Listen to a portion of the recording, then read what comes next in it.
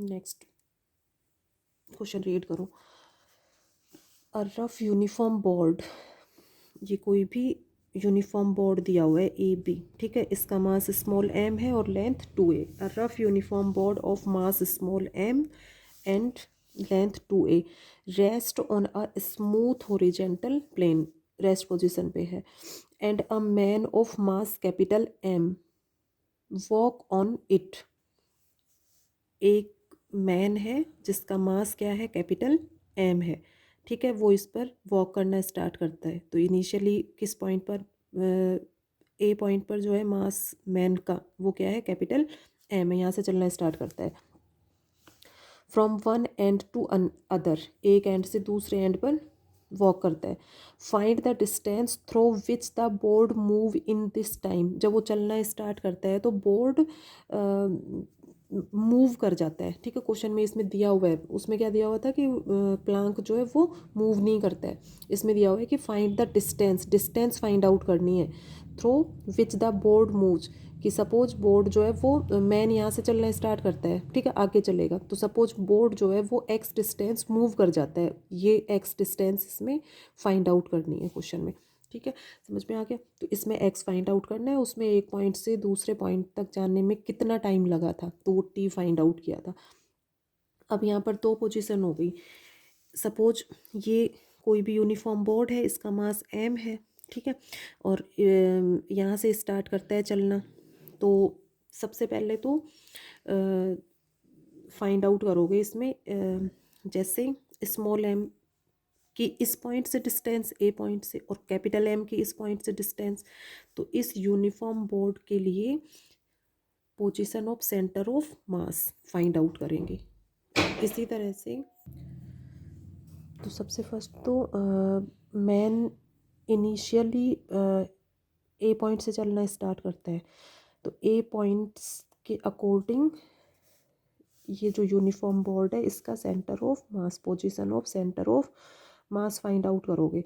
तो उस केस में इसकी वैल्यू क्या हो जाएगी, जैसे इस ए पॉइंट से फाइंड आउट करना है ना, तो सबसे फर्स्ट केस में तो जहाँ से चलना स्टार्ट करता है तो उसी पॉइंट के अकॉर्डिंग देखोगे। तो कैपिटल एम इसका मास है, कैपिटल एम का ए पॉइंट से डिस्टेंस 0 प्लस स्मॉल एम की ए पॉइंट से जो डिस्टेंस है वो ये पूरा 2a है। तो इसका ये हाफ हो जाएगा, ए लेंथ ए और ए। तो स्मॉल एम की इस पॉइंट से जो डिस्टेंस है वो स्मॉल ए, और टोटल मास क्या हो जाएगा, capital M plus small M. तो ये इसकी वैल्यू आ गई एम, ये तो 0 हो गया, तो small M into a upon capital M plus small m. अब ये सपोज इनिशियली तो ये इस रेस्ट पोजीशन पे था, अब ये चलना स्टार्ट करता है तो बोर्ड एक्स डिस्टेंस पीछे मूव कर जाता है, ठीक है। तो उस केस में सपोज ये इसकी पोजीशन हो गई, ठीक है, ये एक्स डिस्टेंस मूव कर गया। अब ये एक्स डिस्टेंस मूव, इसका सेंटर ऑफ मास ऐसे इधर होगा। अब ये एक्स डिस्टेंस मूव कर गया तो सपोज ये इसकी पोजीशन को ए डैश बी डैश नाम दे दिया, ठीक है। अब चलना स्टार्ट करता है, एक्स डिस्टेंस पीछे मूव कर गया और सपोज बी डैश पर पहुंच जाता है कौन, मैन। तो इसका मास क्या है, कैपिटल एम। ये इसका सेंटर ऑफ मास, इसका स्मॉल एम, ठीक है। अब ये एक्स डिस्टेंस पीछे मूव कर गया, इसके पूरे की लेंथ क्या है, 2a है। तो ये लेंथ इजीली फाइंड आउट कर सकते हो, 2a माइनस एक्स, ठीक है। 2a माइनस एक्स और एक्स इन दोनों को ऐड करोगे तो पूरा क्या हो जाएगा, लेंथ इसकी क्या हो जाएगी, 2a हो जाएगी। तो ये एक्स डिस्टेंस पीछे मूव कर गया, तो ये अब ये इस पॉइंट के according centre of mass find out करोगे, या ये कहें कि जो भी मास है, मैन का मास कैपिटल एम और स्मॉल एम की ये जो यहाँ से डिस्टेंस जो है वो देखना है अपने को। अब जैसे ये है एम, तो ये ए हो गया डिस्टेंस और ये डिस्टेंस भी ए होगी इसकी। अब ये पूरा डिस्टेंस ए है ना, इसमें से इसको माइनस कर दोगे तो ये वाली डिस्टेंस फाइंड आउट हो जाएगी।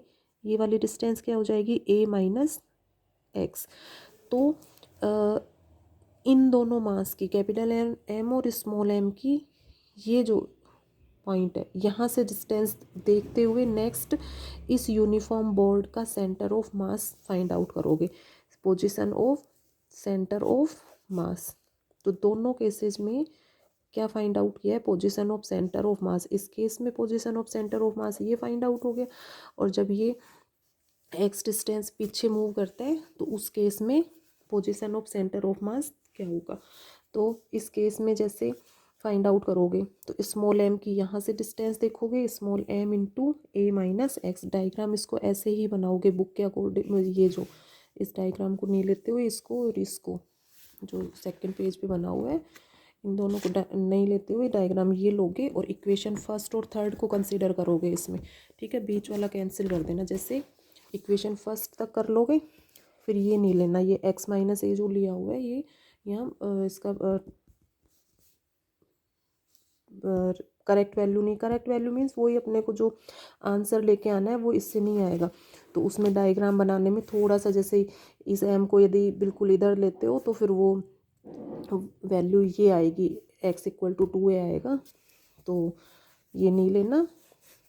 इक्वेशन फर्स्ट और थर्ड को कंसीडर करना है इसमें, ठीक है ना। तो कहाँ तक थे, तो डायग्राम सेम इसी तरह से बनाओगे और इन दोनों मास की यहाँ से डिस्टेंस देखोगे।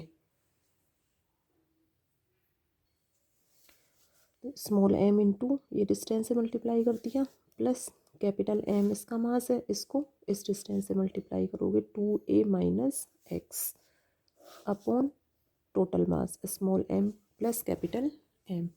तो दोनों केसेस में यूनिफॉर्म बोर्ड का जो सेंटर ऑफ मास है वो फाइंड आउट कर लिया। अब सेंटर ऑफ मास जो है वो अनचेंज रहता है, since centre of mass is position of centre of mass is invariable और अनचेंज्ड। सो दोनों केसेज के अकॉर्डिंग एक्स बार की जो वैल्यू फाइंड आउट हुई है उसको इक्वल रख दोगे। इक्वल रखोगे तो ये small M A upon capital M plus small M equal to small M into A minus x plus capital M into 2a minus x upon ये, इससे ये कैंसिल हो गया और इसको सॉल्व कर लो।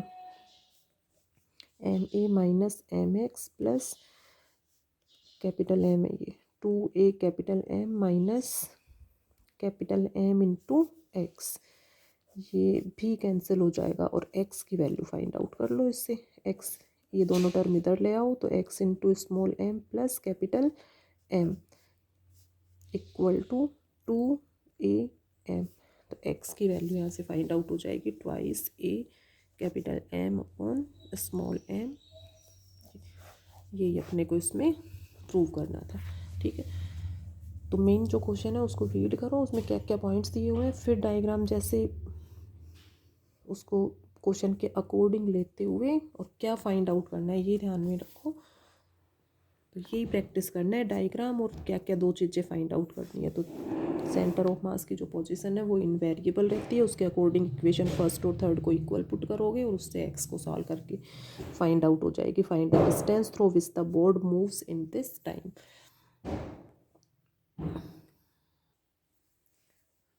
एक फॉर्मूला लर्न करोगे, डायनेमिक्स में पढ़ा हुआ है सभी ने, रेडियल एक्सेलरेशन, और ये त्वरण, radial acceleration R double dot minus R theta dot square.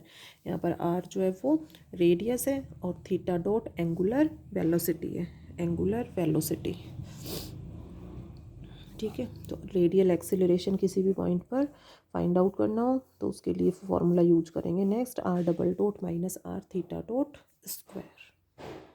तो दोनों एग्जाम्पल्स जो है वो सभी कंप्लीट करोगे।